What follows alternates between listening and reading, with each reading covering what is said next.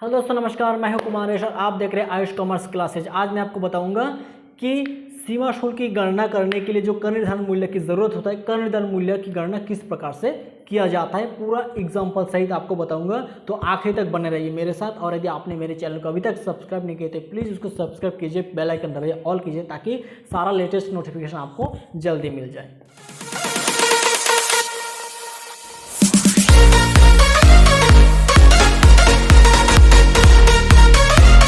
चलिए दोस्तों, देखते हैं कर निर्धारण मूल्य की गणना किस प्रकार से किया जाता है, उसका एक अच्छा सा उदाहरण। तो सबसे पहले आप ये देख लीजिए कि एक आयातक यानी कि एक भारतीय आदमी जो कि आयात करता है, मान लीजिए वो अमेरिका से आयात करता है, ठीक है।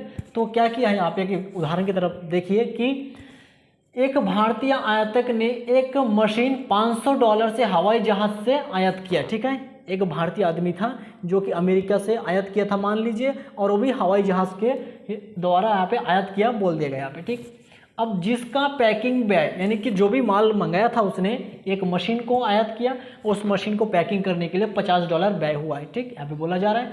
और जिसका डिज़ाइन के लिए यहाँ पे $40 और व्यय किया गया है, जो अलग से चार्ज किया गया था, ठीक है। ये जो यहाँ पे पैकिंग व्यय और जो डिज़ाइन व्यय यहाँ पे अलग अलग किया गया है, इसके लिए अलग सा चार्ज किया गया है, यानी कि जो भी बीजक मूल्य, लागत मूल्य उसके साथ नहीं है, अलग से चार्ज किया है, ठीक है। तो इसको जोड़ा जाएगा।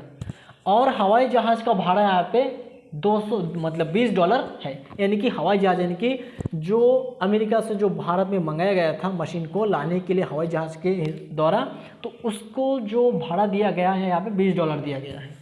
कर निर्धारण मूल्य की गणना कीजिए, जो क्वेश्चन है इससे हम लोग को कर निर्धारण मूल्य की गणना करना है, ठीक। तो कर निर्धारण मूल्य की गणना में क्या क्या आता है आपको, सबसे पहला आप ऐसा एक चार्ट बनाना है, ठीक है। आपको ऐसा एक चार्ट बनाना है और उसमें 3 कॉलम होगा, मान लीजिए यहाँ पे 3 कॉलम, ठीक। सबसे पहला आपका हो जाएगा विवरण, उसके बाद यहाँ पे हो जाएगा आपका डॉलर के चिन्ह डाल देता हूँ मैं, और यहाँ पे आपका रुपये, ठीक, रुपये। अब देखिए, आपको सबसे पहला कुछ नहीं करना है, सबसे पहला आपको लिखना है समव्यवहार मूल्य या बीजक मूल्य, बीजक मूल्य, या इसको बोल सकते हैं समव्यवहार मूल्य। समव्यवहार मूल्य कितने रुपए से, कितने डॉलर से खरीदा था, देखो एक मशीन को $500 से खरीदा था, $500, ठीक। अब देखिए क्वेश्चन में ये नहीं दिया था, थोड़ा सा मिसिंग है, देखिए यहाँ पे बोल रहे हैं कि $1 बराबर $1 $70 के हिसाब से, ठीक है। आपको क्वेश्चन में सारा चीज़ दिया रहेगा कि रिजर्व बैंक के हिसाब से $1 बराबर ₹42, या फिर विनिमय बोर्ड द्वारा घोषित $1 बराबर ₹70, या किसी और चीज़ के द्वारा घोषित $1 बराबर ₹60, कुछ भी दे सकता है आपको। तो आपको कुछ नहीं करना है, आपको सिर्फ ध्यान रखना है हमेशा कि जो विनिमय बोर्ड द्वारा घोषित रहता है, कि जो विनिमय बोर्ड द्वारा घोषित रहता है कि $1 बराबर ₹70, $1 बराबर ₹60, देखिए ₹60, ₹70, ₹40, ₹42 कुछ भी क्यों ना हो, जो विनिमय द्वारा घोषित रहता है उसी को लेना होता है, ठीक है। जो विनिमय बोर्ड द्वारा घोषित है, बोर्ड द्वारा जो घोषित रहता है उसी को लेते हैं। यदि विनिमय बोर्ड द्वारा घोषित ₹42 तो ₹42 लेंगे, बाकी को छोड़ देंगे। चाहे रिजर्व बैंक कुछ घोषित करे, चाहे कोई अन्य की कोई भी कुछ घोषित करे, उससे अपने को कोई मतलब नहीं रहता। जो विनिमय बोर्ड द्वारा घोषित किया जाता है $1 बराबर उतने को लिया जाता है। तो क्वेश्चन मान लीजिए यहाँ पे $1 बराबर ₹70 के हिसाब से मैं यहाँ पे बोल दिया हूँ, ठीक है ना, आपको समझाने के लिए कि $1 बराबर ₹70 जो कि विनिमय द्वारा घोषित था। मान लीजिए विनिमय बोर्ड द्वारा है, विनिमय बोर्ड द्वारा घोषित है, ये द्वारा घोषित है, ठीक। मान लीजिए विनिमय बोर्ड द्वारा घोषित है $1 बराबर ₹70, यानी कि $1 बराबर हमारा ₹70। अब यहाँ पे उसने जो बीजक मूल्य यानी कि जो मशीन खरीदा था $500 से खरीदा था, तो डॉलर को रुपए में कैसे चेंज करेंगे, $500 है, डॉलर को रुपए में चेंज करने के लिए हम लोग देखेंगे कि उन लोगों का $1 हम लोग का कितना रुपए होगा, ठीक है। तो उन लोगों का $1 हम लोगों का कितना, ₹70, तो 500 गुना 70 कर देंगे यहाँ पे, ठीक है, 70 कर देंगे तो निकल जाएगा यहाँ पे हमारा 35,000 रुपये हमारा निकल जाएगा, ठीक। उन लोगों का $500 मात्र, हम लोगों का 35,000 रुपये जा रहा है, ठीक है। तो ये जो है यहाँ पे आपको गुना करके दिखाना नहीं है, मैं आपको समझाने के लिए दिखाया था, यहाँ पे दिखाना नहीं है। $500 का 35,000 आपको देखिए अलग सा कैलकुलेटर में गुना कर लीजिए, कॉपी में अलग जगह गुना करके लिखिए, लेकिन ऐसा साफ साफ आपको दिखाना है, अंदर यहाँ पे गुना नहीं करना है, ठीक है। आपको पहचान करना आना चाहिए कि किस चीज़ को, कि विनिमय बोर्ड द्वारा घोषित उसको लेना है, कि रिजर्व बैंक द्वारा जो घोषित उसको लेना है, कि किसको लेना है, ठीक है। तो आपको हमेशा विनिमय बोर्ड द्वारा जो घोषित रहेगा उसी दर को लेना है, ठीक। $1 बराबर 60 रुपये तो उसी को लेना है, $1 बराबर 42, 40 जो भी रुपये रहेगा उसी को लेना है, लेकिन जो विनिमय बोर्ड द्वारा घोषित रहता है उसी चीज़ को लेना होता है। तो विनिमय बोर्ड द्वारा घोषित यहाँ पे मान लीजिए $1 बराबर 70 रुपये था, तो 70 रुपये के हिसाब से हम लोग मान लिए, ठीक। तो यहाँ पे जो मशीन खरीदा था $500, तो रुपए में चेंज करने के लिए 500 को 70 से गुना कर देंगे रुपए से, हमारा रुपए में चेंज हो जाएगा। उसके बाद इसमें हम लोग प्लस करेंगे, और कौन कौन सा व्यय किया है देखिए, इसके पीछे जो पैकिंग व्यय है और जो डिज़ाइन व्यय है वो व्यय किया है, जिसके लिए अलग से चार्ज किया गया है, इसके साथ सम्मिलित नहीं है, तो उसको जोड़ेंगे पैकिंग व्यय। पैकिंग व्यय, पैकिंग बैग कितना डॉलर यहाँ पे देखिए $50 दिया था, तो 50 यहाँ पे लिखिए, और $1 बराबर 70 रुपये, तो $50 बराबर कितना होगा, 50 गुना 70, ऐसा अलग से कॉपी में कीजिए या कैलकुलेटर में कीजिए, कहीं भी कीजिए, लेकिन इसके अंदर आप मत दिखाइए, यहाँ पे शो नहीं करना है, आपको अलग जगह करना है। तो 50 × 70 करेंगे तो कितना आएगा, यहाँ पे आपका 3500 आ जाएगा, ठीक।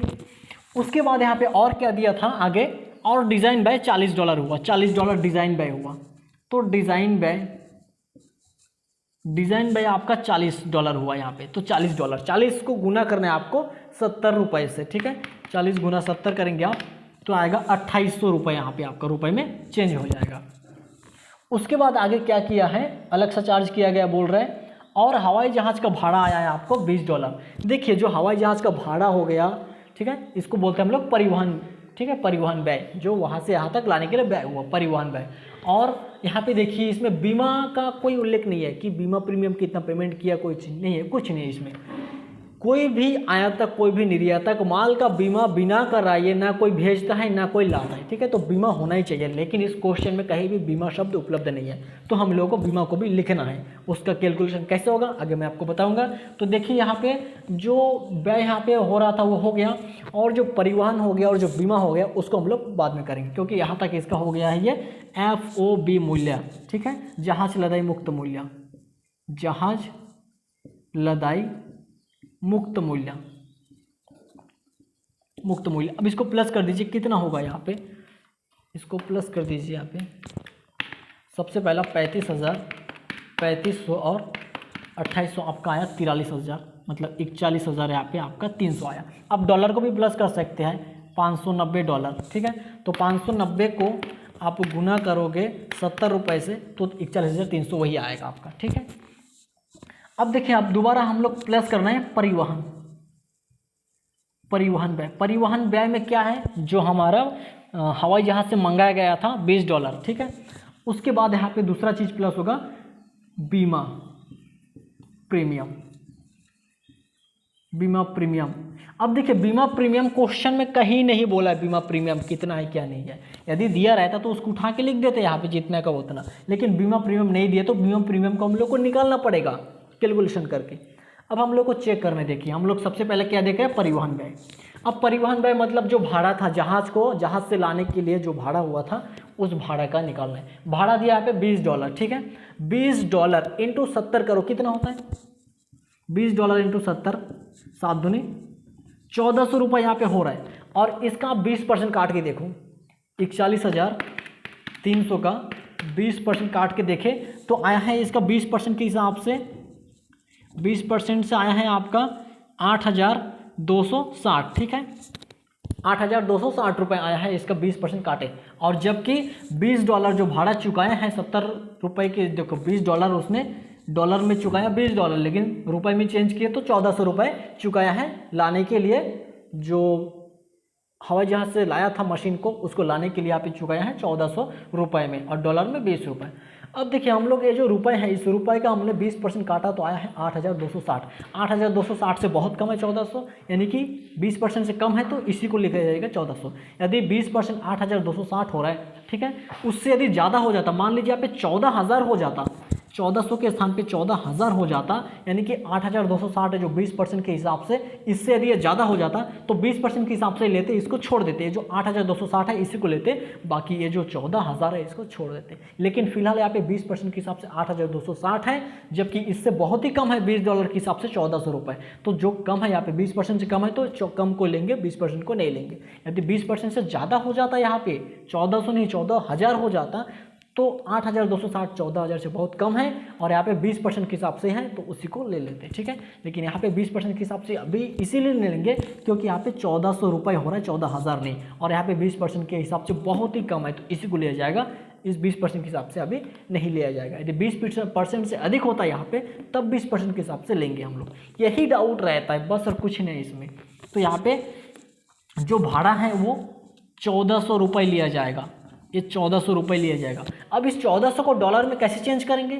$1 बराबर 70 रुपये है, तो 1,400/70 कर दीजिए, डॉलर में चेंज हो जाएगा, $20 हो जाएगा।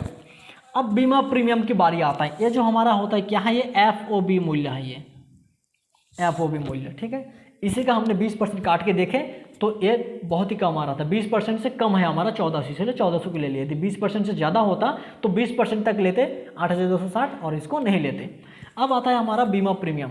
ये जो बीमा प्रीमियम है, ये बीमा प्रीमियम क्वेश्चन में कहीं नहीं है कि बीमा प्रीमियम की राशि कितना है, ठीक है। बीमा प्रीमियम को लेके नहीं है। तो कोई भी क्रेता हो, कोई भी विक्रेता हो, आयातक निर्यातक कोई भी हो, बीमा बिना कराए माल को आयात निर्यात नहीं करते, ठीक है। भेजते भी नहीं है और कोई मंगाता भी नहीं है, लाता भी नहीं है। तो बीमा कराना बहुत ज़रूरी है, क्योंकि मार्ग में कुछ भी हो सकता है, आग लग सकता है, चोरी हो सकता है, असामान्य हानि कुछ भी हो सकता है। तो ये जो बीमा प्रीमियम है इसको कैसे निकालते हैं? जो भी FOB मूल्य होता है, इस FOB मूल्य का 1.125% काटते हैं। FOB मूल्य कितना है? 41,300, इसका 1.125%, ये इसका नियम है। बीमा प्रीमियम यहाँ पे नहीं दिया है बीमा कितना है, तो FOB मूल्य का 1.125% काटते हैं और उसको यहाँ पे लिख देते हैं। तो हम लोग काटते हैं, कितना था FOB मूल्य? 41,300 का हम लोग 1.125% काटेंगे तो आएगा यहाँ पे 464.6, तो यहाँ पे 465 कर देते हैं अपन, 465 कर देते हैं राउंड फिगर में, ठीक है। अब ये जो 465 है ये रुपए में है, इसको डॉलर में कैसे चेंज करेंगे? 465/70 कर दीजिए, डॉलर में चेंज हो जाएगा, बटे 70 करेंगे तो यहाँ पे आ जाएगा $6.6 आ रहा है यहाँ पे, ठीक है। यहाँ पे दशमलव में आ रहा है लेकिन डॉलर में यहाँ पे चेंज कर दिया गया है। अब इन सबको प्लस कर दीजिए तो आपका निकल जाएगा कर निर्धारण मूल्य, कर निर्धारण मूल्य। इन सबको प्लस कर दीजिए, आपका कर निर्धारण मूल्य आ जाएगा, यानी कि 41,300 प्लस यहाँ पे 1,400 और 465, तो आपका आ जाएगा 43,165 रुपये आपका आंसर, ठीक। कर निर्धारण मूल्य, इसी कर निर्धारण मूल्य को लेकर के सीमा शुल्क की गणना आगे किया जाएगा।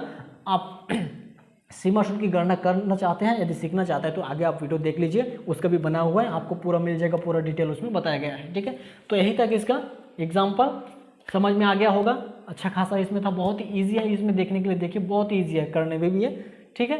यदि आपको फिर भी इसमें कुछ डाउट है, समझ में नहीं आता है, जैसे परिवहन ये भी कुछ लोगों को समझ में नहीं आता है, तो यदि आपको समझ में नहीं आता है तो आप मेरे को कमेंट में फिर से बता सकते हैं, मैं फिर से कोशिश करूँगा आपको समझाने की।